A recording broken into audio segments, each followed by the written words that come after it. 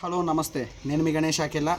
Here is my non spoiler review of the film Thammudu సినిమా చూసిన తర్వాత నాకు ఎలా అనిపించింది, సినిమా బాగుందా బాగాలేదా అన్నది రివ్యూలోకి వెళ్దాం. దానికంటే ముందు ప్లీజ్ ఛానల్ని కొత్తగా వచ్చుంటే సబ్స్క్రైబ్ చేసుకోండి, పక్కనే ఉన్న గంటను కొట్టండి.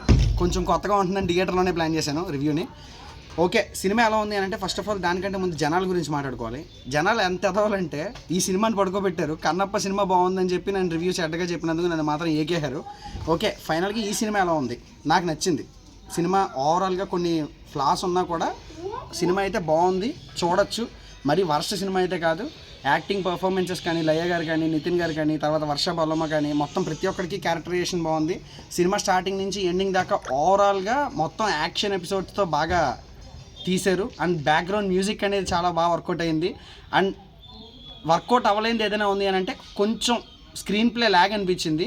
డైరెక్షన్ అనేది కొంచెం బెటర్ చేయొచ్చు. ప్రొడక్షన్ వాల్యూస్ కూడా చాలా బాగున్నాయి. ఓవరాల్గా సినిమా అనేది చూడొచ్చు, థియేటర్కి వెళ్ళి అయితే చూడొచ్చు. సో వీకెండ్లో ప్లాన్ చేసుకుని థియేటర్కి వెళ్ళండి, నచ్చుతుంది. సైనింగ్ ఆఫ్, నేను మీ గణేష్ అఖిల. బై.